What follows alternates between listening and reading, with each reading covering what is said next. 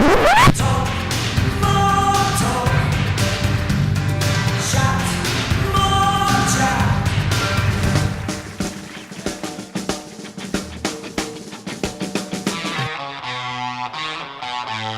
and love, everybody. Ringo here. Beautiful day in LA.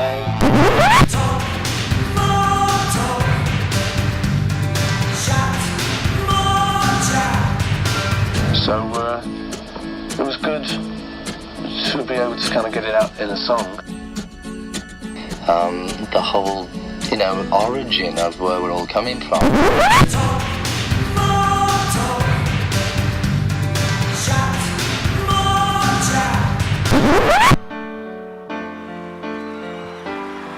I'm prepared for death because I don't believe in it. I think it's just getting out of one car and getting into another.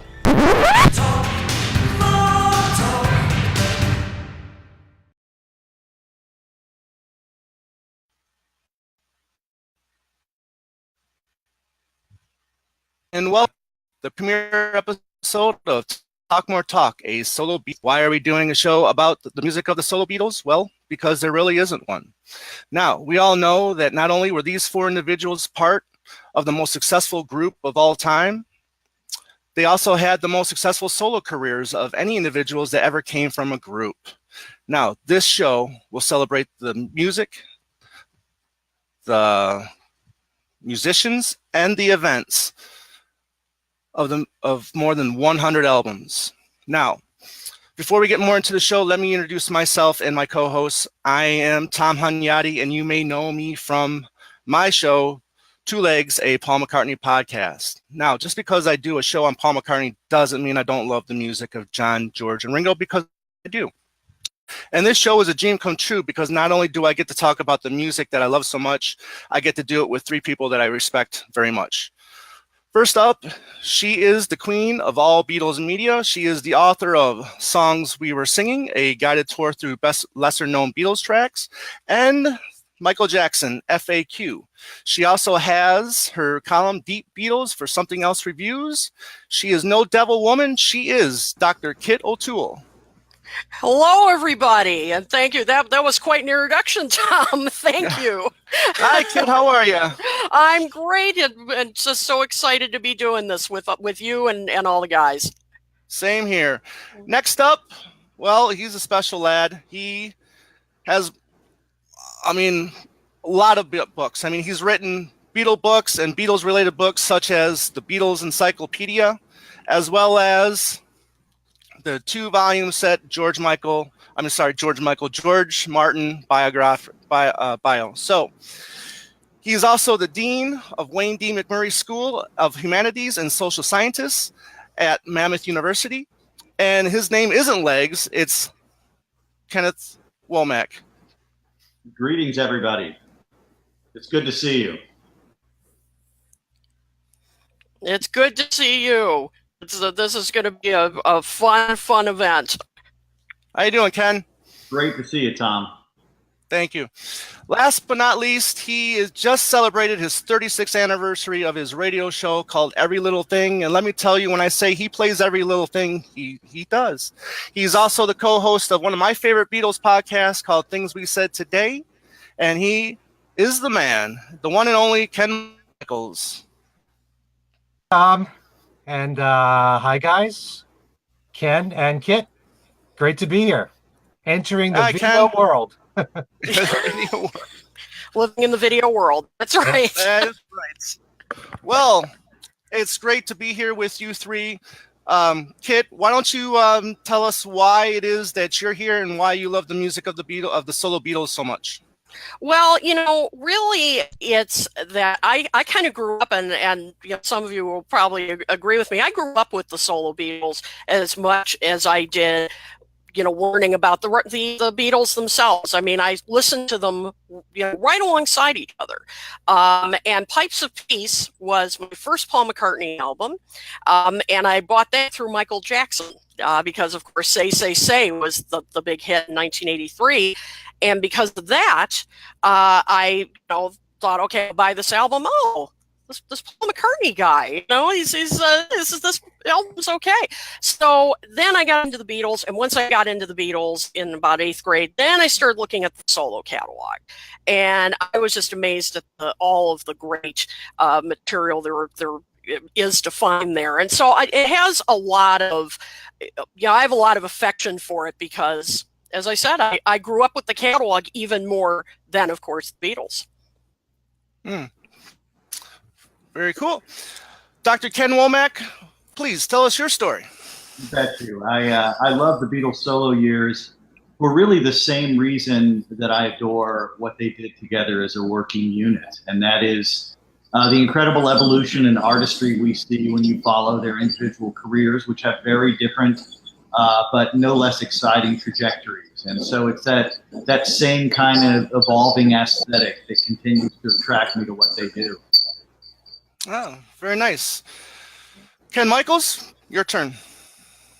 Well, I grew up as a little kid listening to the Beatles in the 60s. And then when the solo career started, I really enjoyed it. And I grew to love all 4 of them. They all put out tremendous catalogs on their own. And I've always said that the Beatles had 3 of the greatest songwriters of all time. And they continued, those same 3 songwriters, to put out great material on their own. And so did Ringo, who developed into a very good songwriter too.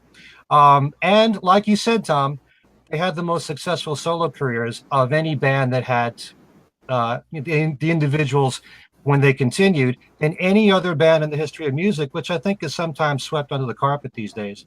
And I think that the solo catalog is so worthy to explore, which is why I'm so excited about doing the show with you guys. Cool. Yeah, well, me, just like Kit, I grew up in the 80s watching the early MTV years and discovering the music of Paul McCartney as well. And in that discovery and, showing that how much I like it to my uncle, who was, my influence of being a Beatle maniac. He introduced me to the world of the Beatles. And after that, then once the George Harrison Cloud 9 album came out and the Traveling Wilburys, and then we started getting into, I would say, Off the Ground and Flowers in the Dirt, then all that introduction to that solo stuff, to me, the theme of the Beatles continued with, onto the solo years with the, with the love and, and the heartbreak and it really touched me at a young age, and that is why I just love to continue to listen to the music and learn about it, and that's why I'm excited to be here, because I want to learn as much about it as I can. Very cool. With that, Ken Michaels, you're a very big, you always introduce the news every week on your radio show. So why don't you talk about what's happening in the solo Beatle world at the moment? Okay, well, we should say that this particular show, we're mainly going to be talking about Paul's new album. But before we do that, I thought I'd mention just a few other things. My God, there's so much news to get to. You couldn't possibly cover all of it. But on the same day that Paul's new album, Egypt Station, came out, in New York City, there was a ceremony to unveil the brand new John Lennon Forever stamp. And it took place at the Naumburg Bandshell in Central Park. And Tom is holding up the John Lennon Forever stamps right there. You could also turn it over so you could see the other side, which is that. Oh, that's so cool. Yeah, that was on the poster for Imagine. But I love the way if you turn it around again, it looks like a record on top. I love that whole design. It's in the shape of a 45.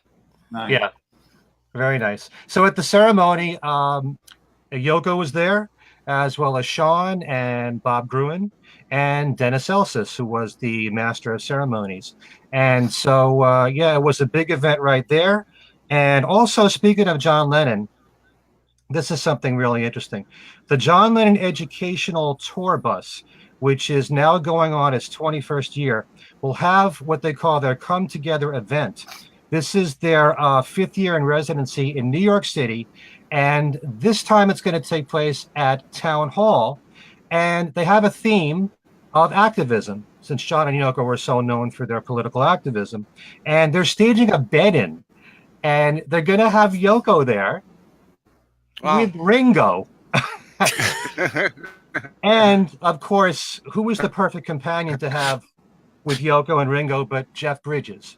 He's just a natural right there. Of course. And the photographer Henry Diltz and Mayor Bill de Blasio. And it will take place this Thursday, which is September the 13th at 12 noon. That's Eastern Standard Time. And you're supposed to be able to stream this live on the Beatles Facebook page. Wow. So if you can't make it there in New York City, watch it on Facebook. Really nice. Also, one other thing, Ringo has contributed a new song. It's a new recording for a Roger Miller tribute. We all know Roger Miller for his classic songs, especially in the 60s, on the country field, which also crossed over to the pop field, like King of the Road and Dang Me. And there's a brand new double CD out, which is called King of the Road, a tribute to Roger Miller. And Ringo has recorded one of Roger's songs, which is called Hey, Would You Hold It Down, which Roger recorded back in 1979. It was on one of his albums called Making a Name for Myself. And I have heard this recording. Have you guys heard it? Absolutely. Yes. Yeah. Okay. Mm-hmm. What do you all think of it? I loved it. You know, I mean, it fits his canon. I like the humor of it. Kind of reminds me, you know, stuff like a No song. I mean, I really like the lyrics, and obviously the music really fits well. Mm-hmm. Yeah, I love it when Ringo goes into his country mode, because he has such affection for the music, and and it's so clear in his delivery, and as you said, Tom, the humor fits him perfectly. Fits his personality perfectly. I think the song suits his range. In fact, he sings a little bit more than Roger Miller did in the original, which is kind of interesting. And the mariachi band, what a great touch. Uh-huh.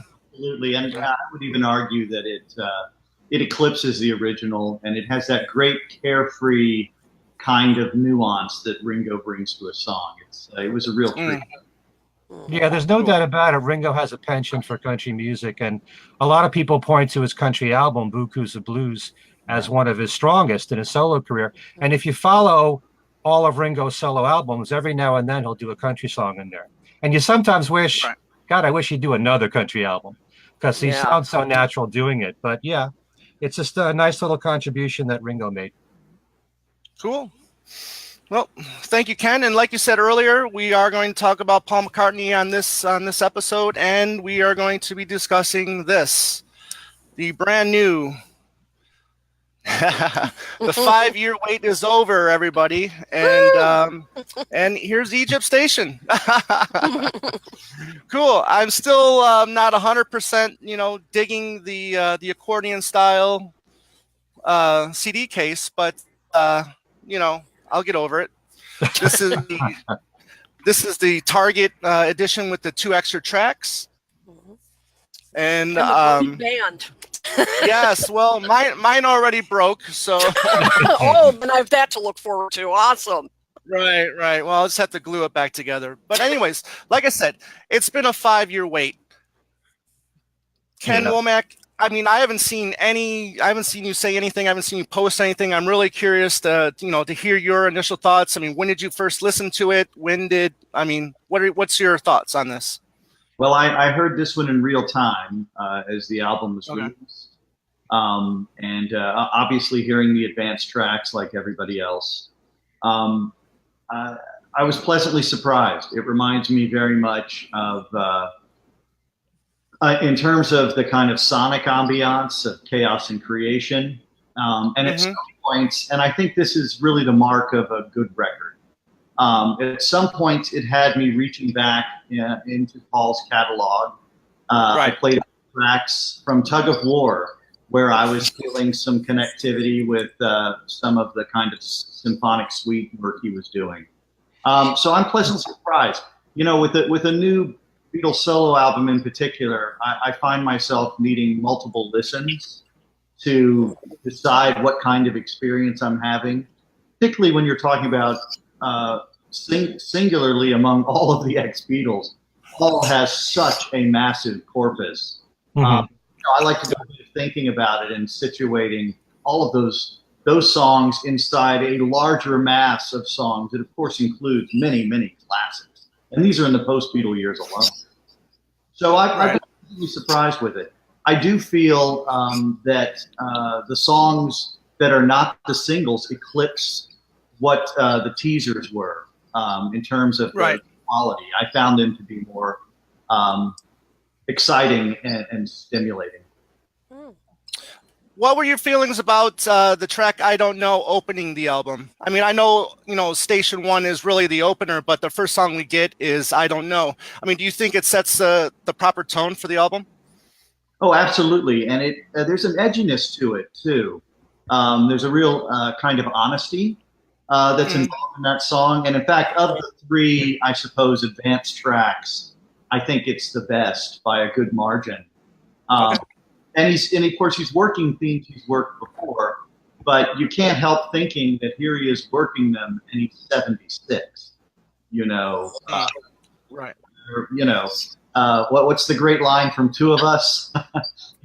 There are more behind him, unless he's a superhuman, which he may very well be, than there are lying out on the road ahead. So I found that to be pretty powerful and a good choice.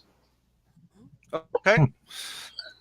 Ken Michaels, it's been a while since we've seen you on or heard you on Things We Said Today, and I know you guys are working on bringing that back. So I always look forward to hearing your opinions on whenever a new album comes out, and this is no exception. So let's hear your initial thoughts. Okay. Well, first of all, let me just say that towards the end of this show, I will have a big announcement about Things We Said Today. Okay, so for all of our listeners, stay tuned, everybody. Yes. Okay, well, the first three songs that I was exposed to, I loved all of them. Although I Don't Know took the longest for me to really like. I just didn't find it that gripping. But once I fell in love with it, boy, did I ever fall in love with it. It reminds me in many ways, I mean, Paul has done a lot of piano ballads throughout his solo career, but in particular, and it's funny, Ken, you mentioned Chaos and Creation in the Backyard. There are certain piano ballads either on the album or bonus tracks, like This Loving Game, which is a favorite of mine, as well as This Never Happened Before, where, it called to attention those songs that kind of reminded me of that. But I love the sparseness of the piano in the very beginning and how it comes back later on. And I actually love the sound of Paul's voice, even though it's aging. I think sometimes that voice adds a lot of character. And I just find that song is really powerful. But I do think it's kind of strange to open any album with a ballad, although he has done that with, say, London Town, for example. Yeah, and Come On To Me, I loved instantly. So edgy, so catchy. If you don't get that song in one listen, there's a problem, I think. And I also liked For You, although I have a feeling we may have differing opinions on that one here on the show. But I would like to say, and this is coming from someone who's liked most of everything Paul's done in his solo career, I sure am glad I didn't review this album after one listen, because I wasn't that impressed after the first listen. This album takes a while to grow on you. And by the time it was the fourth listen, I was really starting to dig it. And now I've listened to it about 8 or 9 times, and I really, really like the album. But I also feel, and this is how I've been for a long time, I think it's really wrong to judge an album so quickly after just a couple of days of its release. You need time to really listen to it a lot, and then distance yourself from it for maybe a week or so, and then go back to it, and then you'll have a more accurate assessment of what you think of the album. But I really, at this moment, I'm very impressed with what I've heard, especially in the production and the variety of the songs. Although Paul is the king of variety, there's so many different styles of music on this album, and even the songs that I didn't take to initially, that were a slow burn, I'm catching up to them, like Back in Brazil, for example, which is probably was my least favorite in the beginning. Now I'm starting to like. That's how it is when you listen to these albums over and over again. You'll find that there are songs that you like instantly and songs that take a while to grow on you. This album's no different. but I'm very impressed so far. Cool. Well, you had mentioned about his voice. He is 76. Listening to this album a couple times, I haven't got to spend as much time with it as much as I would like to. But Ken, I want to ask you, did you notice maybe the music coming up on certain tracks where his vocals might not have been as strong? Which Ken? Oh, I'm sorry, Ken Michaels. I was talking to you. Sorry about that. Yeah, but I think he's found a way to cover it up very well. In the show things we said today, by the way, when I was talking to Alan Kozin about it, and I agree, I think he's writing to suit his vocal range now. There are times when he won't hold on to a note for long, and then he'll surprise you and have screaming vocals on certain songs, and it's really strong. So, and then you'll notice there are certain songs like Confidant, which is pretty much in a mid-range. It's not a challenging song to sing, and it suits him just well. And he knows how to write those songs to fit his vocal range. Kind of like what the Beatles did for Ringo, Yeah. Kit, your turn. All right, I just put this comment up here because I think it's a very interesting point that a viewer says that it's kind of a vinyl experience too. That the listening to it on vinyl may be a different kind of provide a whole different kind of experience than listening to it on CD. So that's an interesting point. I hadn't really thought about that, and I don't have the vinyl yet, so I'll have to do that and see if makes a difference. So thanks for the comment. This is definitely as Ken M just said, definitely it takes multiple listings, but I'll tell you, Ken W, it's really I was when you made some of your points, I thought, oh my gosh, you read my mind, because when you said Tug of War, there were some moments on this album that reminded me of Tug of War. I mean, I even wrote some notes from the very beginning, of the kind of the ambiance, the entering the station, just like on Tug of War. They had the orchestra warming up, trying to kind of ease you into the whole album. And I even thought, not in sound, but thematically, Who Cares, which is one of my favorites. I instantly like that song.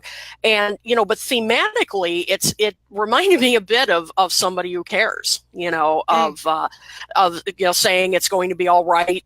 I know how you feel, I care. And so there were some moments like that where I thought, wow. But there were other moments where I thought some of the songs could have ended up like Happy With You on Flaming Pie. There were others that sounded like Chaos and Creation. I mean, it was really interesting. You could hear his development from the last 20 years or so on this album. And yeah, I mean, not every single track connected with me. As we get into it a little bit more, there are some tracks that I, still reserving judgment on, shall we say.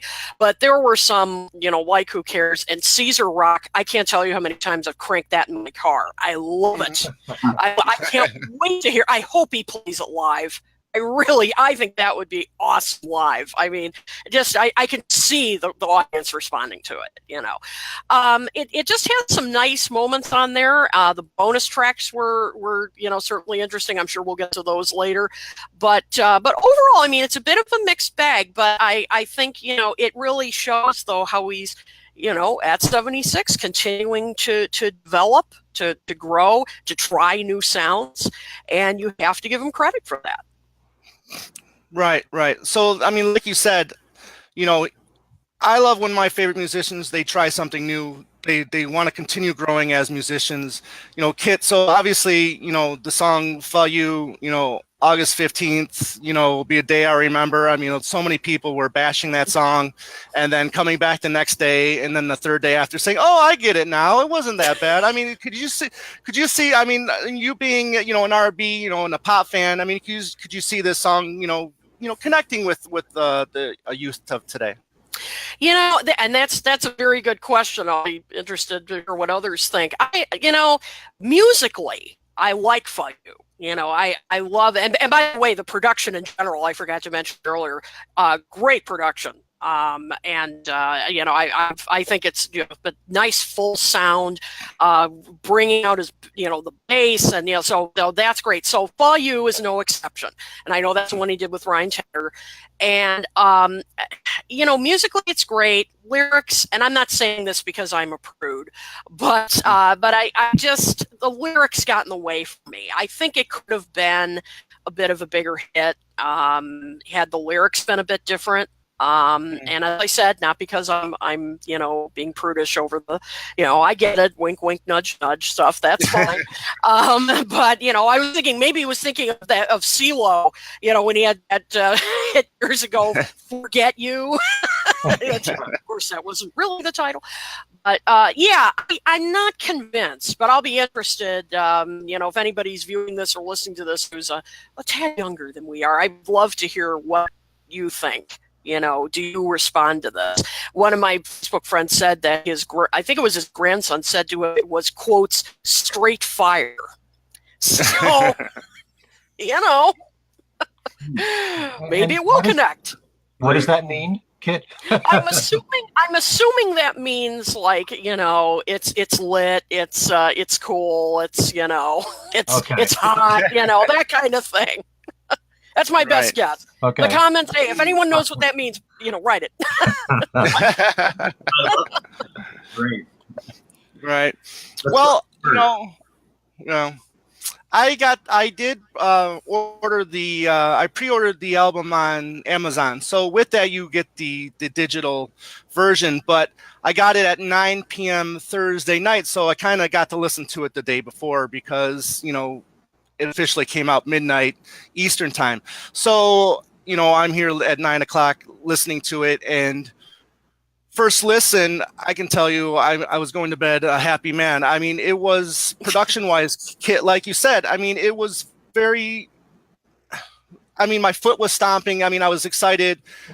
This is probably one of the better produced albums. And I think this album benefits from having mainly one producer. I know Tedder did a couple of the tracks as well, but I think this really focused the album a little bit more, maybe from from albums in the past. But I gotta say,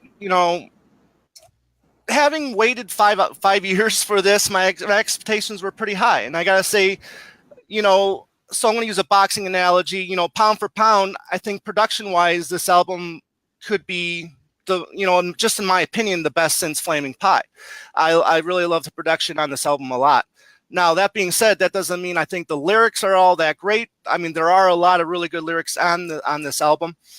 The vocals, I think, are a little stronger than new. And I know purposely he sang, or at least the song Early Days was purposely not changed because they wanted to have that effect of the older statesman looking back on life. But I'm starting to like those songs that he does like that, kind of like a Hand in Hand, or not Hand in Hand, I'm sorry, Happy With You was probably the first song that I really connected with. And that song, Kit, like you said, who cares, with the analogy of someone who cares.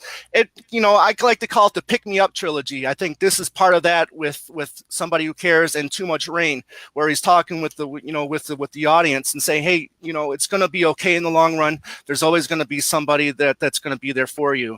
And I really appreciate that song.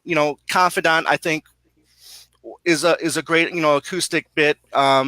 I like the thought of him singing to his guitar. And I don't know, I want to ask you guys a question. The song, I think it's Do It Now. Did anybody feel like they were listening to Cheese and Onions at the beginning and end of that song?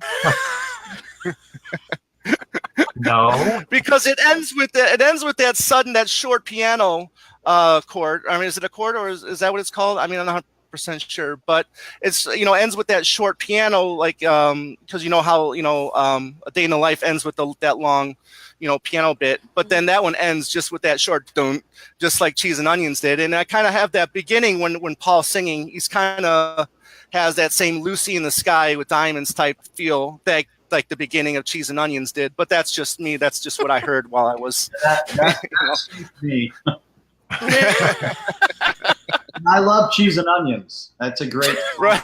And food, quite frankly. I'm sure Neil Innes will be very happy to hear you say this, Tom. Yeah. But anyways, the few things that didn't work for me, I know Ken Womack, you said that you did appreciate, I Don't Know opening being the first, real song to open the album. I kind of like I like the thought of maybe, Come On to Me opening the album. I think an album opening with a little bit more of a rocker, I think it helps the album, but that's just my opinion. People Want Peace. I think we all could agree that we all want peace, but for some reason this song just doesn't work for me. And then the one thing about, despite repeat warnings, I want to, why take that risk? I mean, Republicans are fans of Paul McCartney too. Why take that alienating? I mean, if this is the song that he's so-called that he wrote about Trump, why take that chance of annihilating a group of fans? So, but it's a great track. I love it to death. Well, I think he was trying, and you guys, I'll be curious to hear what you think. I mean, I think he's trying to stay current. I mean, obviously that's not the first protest song he's written. I mean, Big Boys Bickering, that's been coming up the past week. Everyone's talking about, which was great. I like that one a lot. And for me, the song went on a little too long, just for my taste. I mean, I loved some of the lines in it, though. Basically saying "lock him up" and right. Yeah, I mean, he was pulling no punches. That's for sure. But yeah, other than the fact that it was a little long, I think he just wants to show that he's that he's current. But I don't know what did you guys? What was your reaction? Yeah, sure. I think it's in many ways the best song on the record. It reminds me very much, and in fact, this was one of the ones you mentioned. Somebody Who Cares earlier. This is another one that sent me to tug of war to listen to the Pound about 80s economic woes and 80s economic issues, which was a more subtle song certainly than Despite Repeated Warnings. He's obviously not the first to have some kind of political critique during our vexed ideological times. I'm thinking of Depeche Mode with their song "Going Backwards." There isn't a lot of subtlety right now in terms of political critique. I did like the way, though, that, not to differ with the Queen of all media, but I did say I don't do lightly, as you know. Yes, I know. Yeah, except for Mr. Moonlight. But in this case, I think having those long interludes was valuable in sort of illustrating the kind of tensions he wanted to show. Now, what is odd, and I think we have to live with this, and maybe we always have had to live with this with a Paul McCartney record. They are very challenging in the sense that you can have this almost novelty song like "For You," and then you can have this other song which is, as you said, pulling no punches, a kind of heavy-duty critique. So, and maybe that's what the other Ken was suggesting by talking about all the different kinds of styles we're experiencing here. But that's certainly how it hit me. But I thought it was a pretty weighty song. Tom, you're right. It's risky, but this is a guy who threw himself into studying art and some cultural and moral philosophy in 1965, 66. Right. I think he's earned, the position of being a spokesman artist in that way. Right. I agree with everything another you song guys have said. Yeah. Okay. Cool. Another song that really I think is one of the top 5 tracks on here too is a song called Dominoes, which if you listen to his mini commentaries, he talks about how this is more of a personal song for him, and listening to the lyrics, you might seem to think that it could be about the Beatle years, or it could be the arguments that they had in the solo years. I do like the lyrics a lot. I do, especially the one, and all the telephones are constantly calling, imploring us to come out and play. I kind of feel like that could be like a argument about touring during the Beatle years, or all the constant talk about reuniting in the 70s.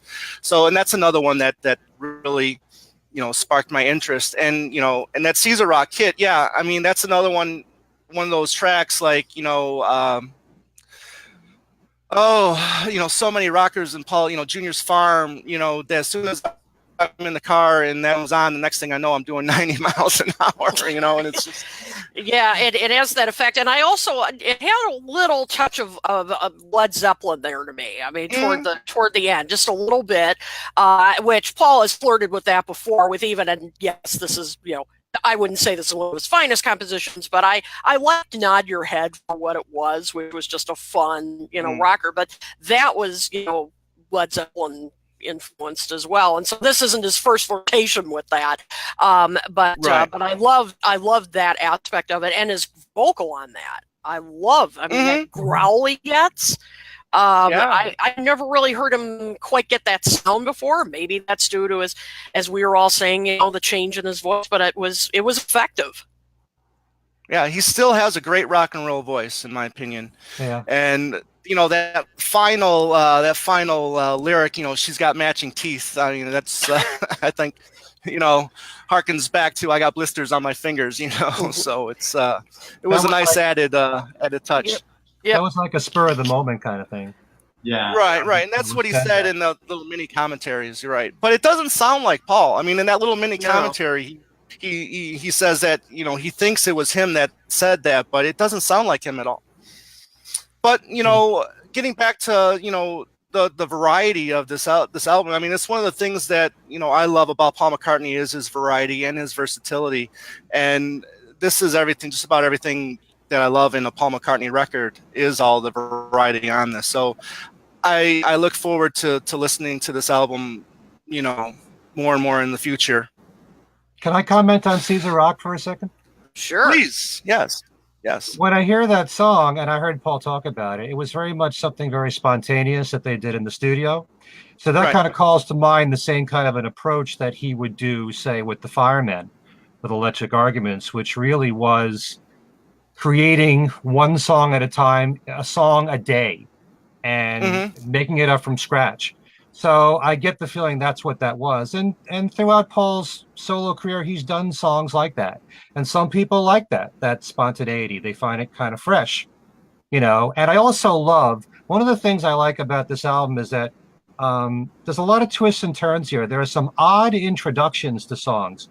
And in particular, Caesar Rock starts off with this solid drum beat, and then it changes tempo altogether.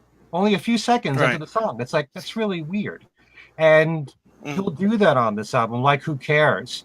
Who Cares starts off with this long, droning note, kind of like It's All Too Much. And and even the end of the song is like that. But weird introductions, and I like that, Right. Yeah. That feedback that we heard on Who Cares, it reminded me of, if you're a Chicago fan, if you have the first album, it's called Freeform Guitar by Terry Kath, and it kind of reminded me of that, and I thought it was very cool. So was there any other tracks that stood out to any of you? Kit, what about you? Well, I really liked, and we've touched on this a little bit earlier, but I just wanted to make a point. Happy With You. There are some people who think, well, it's not in the category, for a song for Nancy. It's not Maybe I'm Amazed. Well, no, it isn't. But what I think is clever is that clearly it refers to her, but it also refers to life in general, him. I mean, kind of confessional. I love when I used to lie to my doctor. I mean, I thought, wow, I never thought I'd hear Paul McCartney say that in a song. Right.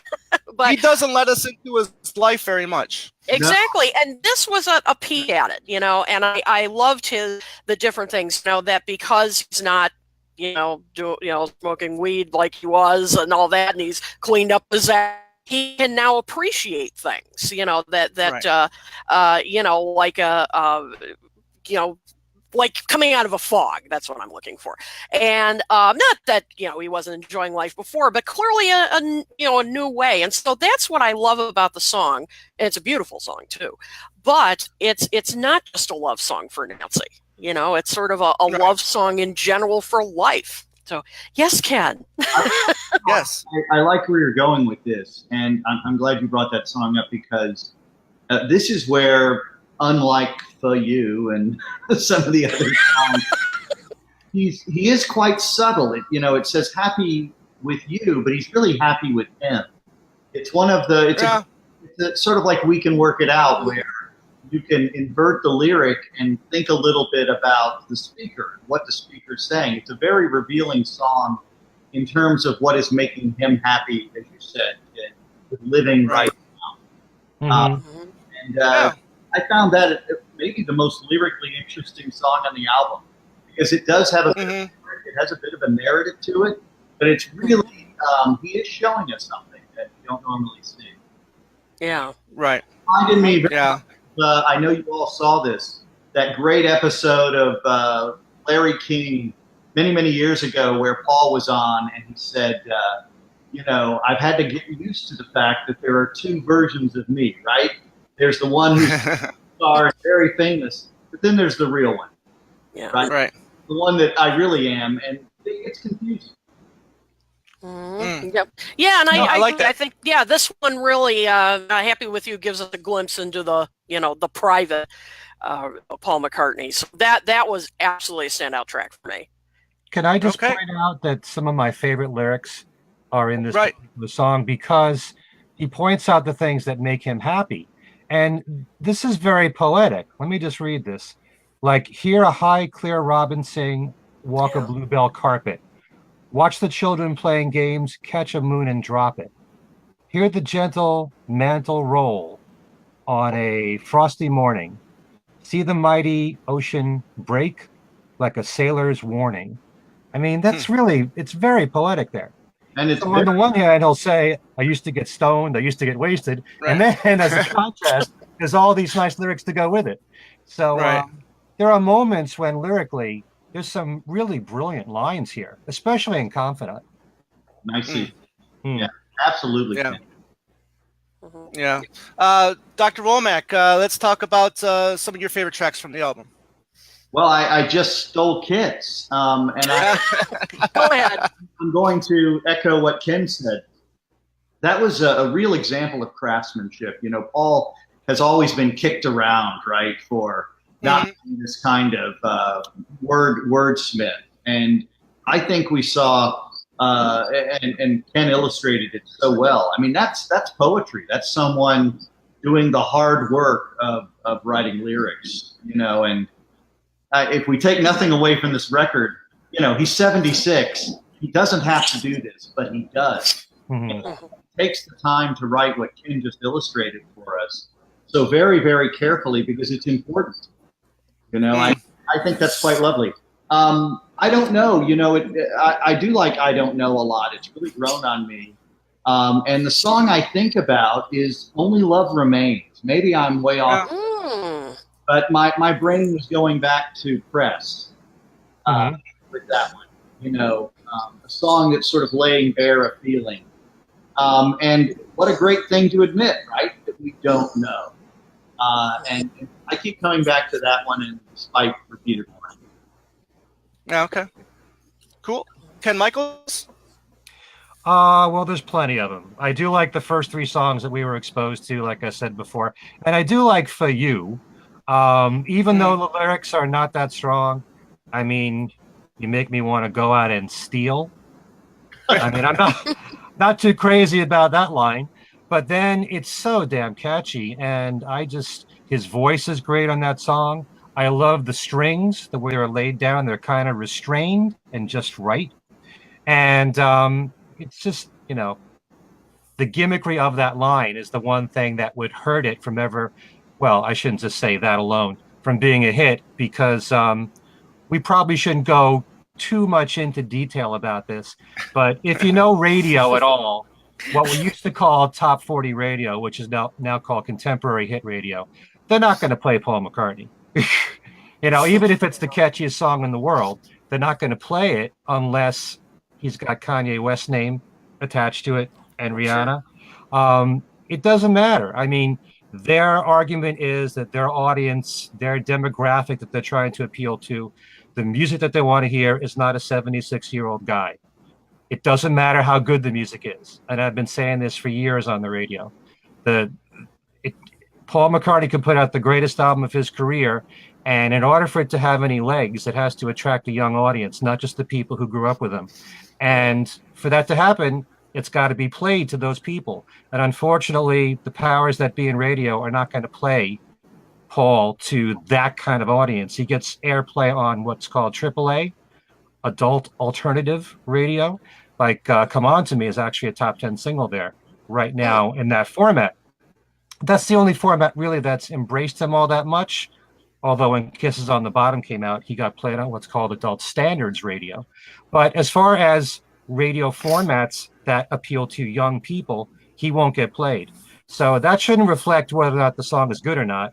If For You, the same voice, the same arrangement was done by John Schmo, and he was 25 years old, it could be a hit. Or John. Right. Yeah. Or John who? John Legend. I mean. Oh, yeah.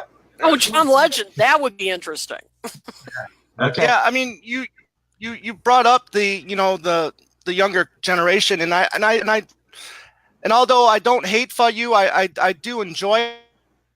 I think just like in who cares? I think those lines, I want to love that's proud and real, and I want you make me want to steal. I think he's talking to the younger generation because I remember being younger and falling for somebody and wanting to go out on a date but not having anything, not having any money, and of course the thought that comes to your mind, well, maybe if I steal a couple bucks out of my my dad's wallet, maybe I can take her out on a date, and the who cares, he's talking to that younger generation just as much as he's talking to my generation and your generation. It's that youth. I mean, and I feel very personal to that song because not only was I was bullied, but then I also bullied. So I mean that song talked to me a lot as well. So yeah. I agree. That was one of the songs that jumped out at me immediately too. I mean, you just, who can't relate to that? Right. And bullying, of course, is a serious issue, today. That's cyberbullying and so forth. So, I mean, that was a very timely song, but I think he handled it. I mean, it's a great rocker, but when you really listen to the lyrics, again, going back to Somebody Who Cares, I mean, even though sonically they're very different, but him saying, I know how you feel, and, right. and I mean, and come on, that chorus. I mean, I was walking around saying, "Who cares what the idiots say?"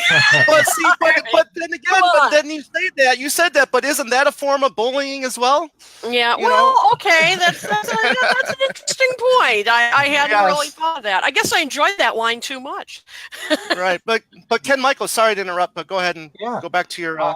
Yeah, I love Who Cares a lot. It's really catchy. Again, so many of these songs, if they were singles in the 70s or 80s when Paul did get airplay on that kind of format of radio, they would have been hits. Anyway, I do love For You a lot. Confidant is a favorite of mine. I just want to, since I mentioned that I like the lyrics of Confidant, I want to read what's possibly my favorite lyric here on the album. And for those that don't know, Confidant is about his guitar. You would think when he's singing it, it might be about a girlfriend or a woman that he was in love with at one time. But the lyrics read, "In your reflected glory, I could dream of shiny far-off lands where serpents turned to bits of string and played like kittens in my hand." That's beautiful right there. So when I hear a song like Confident, I think of those acoustic songs, kind of like Somebody Who Cares, and maybe even just a little bit like the acoustic feel of maybe Distractions or something like that. I was thinking the same song. I listened to that. Absolutely.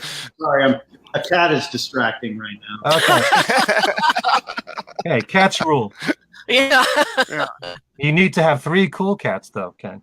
Oh, if only we had that. Yeah, but you better leave my kitten alone, though. Oh God! Let's not do this. Viewership's dropping, guys, as we speak. Just kidding. Actually, one of my absolute favorite songs, and I think this is a gem, is Hand in Hand. It is so exquisite, that song. It's one of those beautiful 2.5 minute gentle songs, love songs that Paul writes with very simple lyrics. And it's just the piano and strings and flutes. And it's a song that could become a wedding song, as far as I'm concerned. Yes, he has that older voice. It's almost like the voice he used on many of the songs on Kisses on the Bottom. But I love Hand in Hand a lot. I think it should be a classic. I love Dominoes. I do love Do It Now a lot. And I love the fact that he used a line that his father used to say, kind of like Put It There Was. It's kind of like keeping his father's memory alive in song. And it's just part of the appeal of Paul McCartney's music is that he can write about a very simple thought that we can all relate to and expand on it a little bit. And so Do It Now is what we all go through. You have a feeling that you want to do something that's in your mind right now. Do it now, or else, as time goes on, you'll forget to do it. You'll never get back to doing it again. So we've all kind of experienced that kind of thing. A simple idea like that we can all relate to. And I love the whole arrangement of that song as well. I do like Caesar Rock. When I think about that song, apart from, like I mentioned before, The Fireman, it has a kind of a Ram quality to it because it's so goofy. And it kind of reminds me a little bit of Smile Away in that regard. Yeah. Despite repeated warnings, I have a feeling is going to become a classic in my mind. It's still not one that's sunk in yet because it takes so long to absorb. And I do love the fact that he changes the tempos and he has all these different sections. He's such a master at doing that. But I love the fact that, you can apply the lyrics to our current political situation, or it could just be about what he did say. He's relating it to climate change and also using as a metaphor, a captain of the ship that's about to go down. So it's brilliant that he's able to connect the song on that level. And I love the whole medley of Hunt You Down Naked and Sea Link. Hunt You Down sounds very Ramish to me. The problem I have with that medley is that I like all 3 songs, and Hunt You Down I wish had gone on longer, and then it cuts off after 2 minutes. You want to keep going with Hunt You Down. And I like the 50 styles piano rock of Naked. I think that's what caught my ear on that segment of the song. Yeah, definitely. And Sea Link is precious because it's Paul playing lead guitar. And he himself said that he thinks of it as a privilege to play lead guitar. It's one of my favorite things I love to see him do when he's in concert, and I wish he'd do more of it. And, apart from a few moments there, like the end, a Golden Slumbers carry that way at the end when they trade the lead guitar parts, and maybe a few other moments on stage, he doesn't do as much lead guitar as I would love to hear him do. And so he did say that the full version of Sea Link is 11 minutes long. I would love to hear the whole thing. Yeah.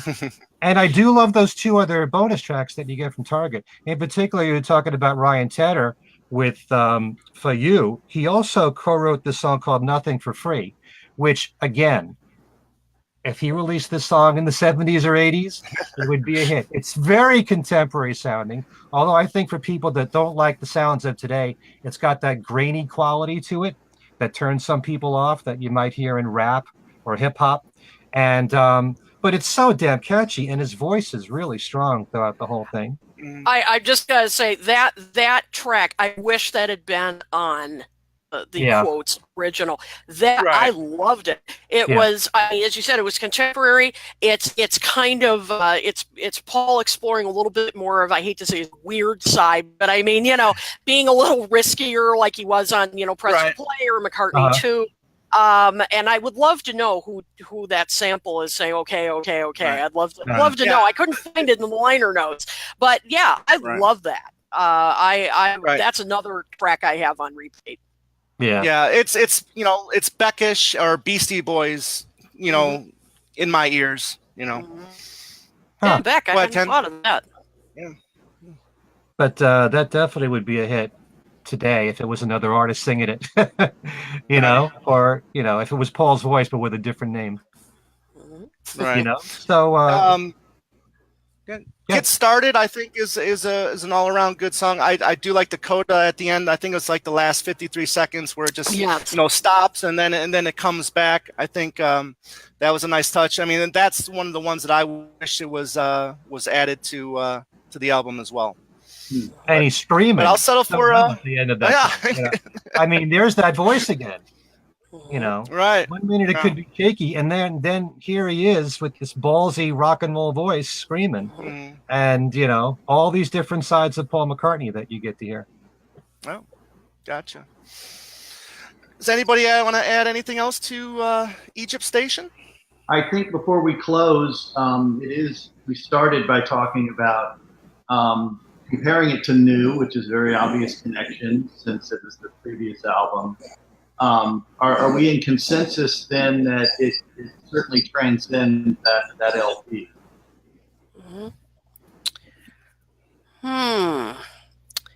I don't know. What do you guys think?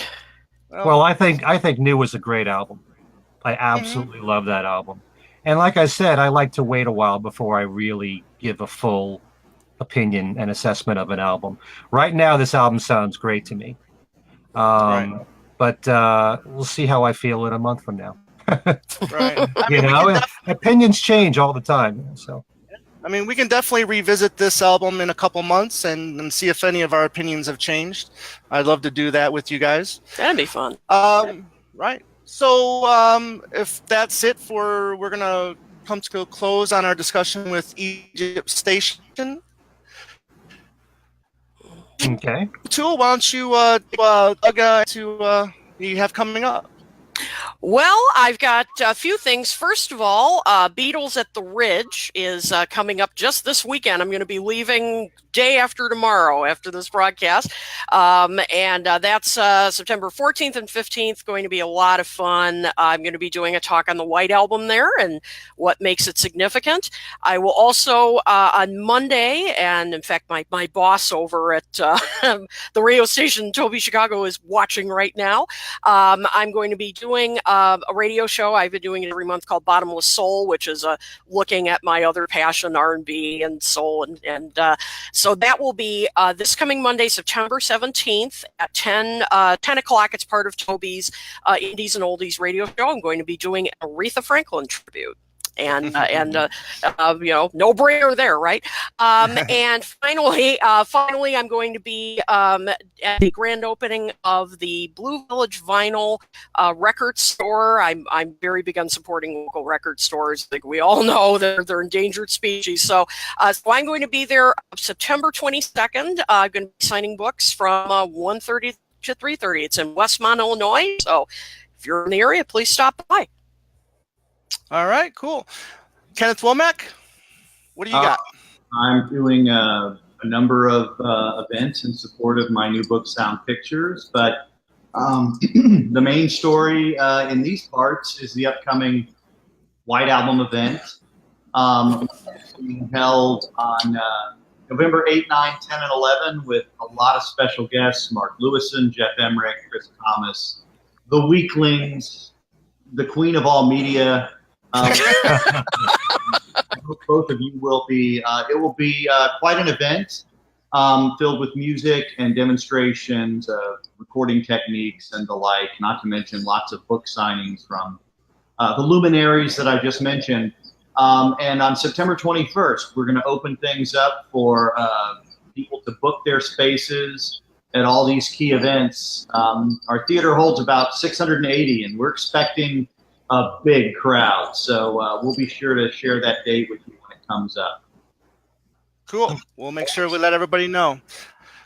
Ken Michaels, before you get to the big announcements, why don't you tell everybody where they can contact you and you can plug reach away. me. I have an email address, which is named after my radio show, Every Little Thing. It's everylittlething@att.net.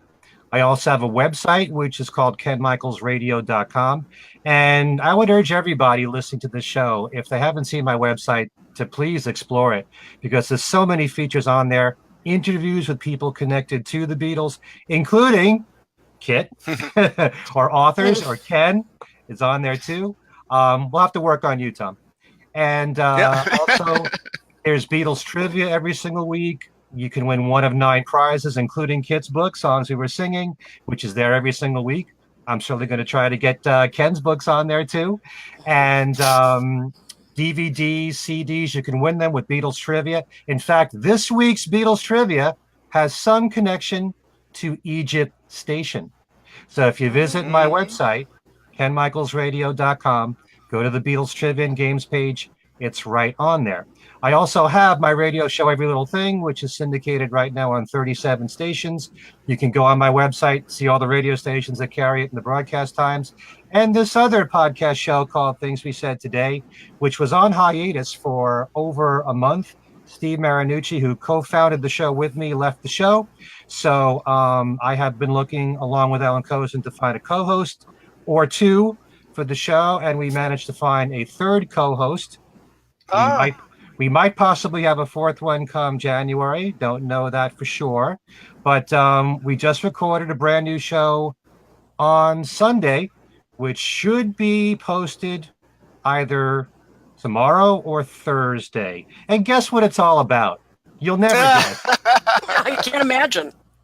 Yeah. It's about Egypt Station. So you can actually get to hear me say the exact same thing that I said in this show, in that podcast show. But we're seeing you say. Okay. Right. So if you want to listen to Things We Said Today, it's on podbean.com. It's also on iTunes and YouTube, kind of like just what we're going to do with this show. Yep. And maybe Kid, you can tell everybody about that too. Yeah, I will be uploading this to YouTube probably tomorrow. You can still watch this on our Facebook page. It'll be archived. Please keep the comments going. We will check them. We will respond as we can, because I know there's some other comments today that we didn't get a chance to get to. But you can go to our YouTube channel, which is I think it's posted on our Facebook page already, but I'll post it again. And so that should be up by tomorrow, and you can comment there as well. Cool. And, like you, Ken Michaels, David and I, we have our third season coming up. We were on a short hiatus as well, and we are going to be back this week, hopefully by Thursday. And you can check us out on Facebook at our Two Legs page. You can email us at twolegspodcast@gmail.com, and we're also on Twitter at Two Legs Podcast. Now, we are planning to make Oh, but this is live, folks. Go for it. Go ahead, Kit. Oh, you got it. I can hear you now. Okay. Well, anyways, like I said, we are planning on to make this, and we will be back in 2 weeks. You can find us on our Facebook page, Talk More Talk, a Solo Beatles podcast.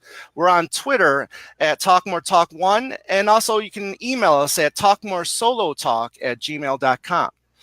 So, does anybody want to add anything else before we sign off? Actually, one thing. I mean, Yes. we're saying that this is a solo Beatles show, but I also want everyone to know that occasionally we will talk about the group. I mean, there are instances, like, for example, the White Album remaster is coming out. How can we keep silent? So there will be times when we will bring the group into the conversation. So, but most of the time, it will be a solo Beatles show. Cool. Well, we want to thank everybody for joining us, and we hope to see everybody in the future. So, for Kid O'Toole, Kenneth Womack, Ken Michaels, I'm Tom Hunyadi saying, if you don't know where you're going, any road will take you there. So long, everybody.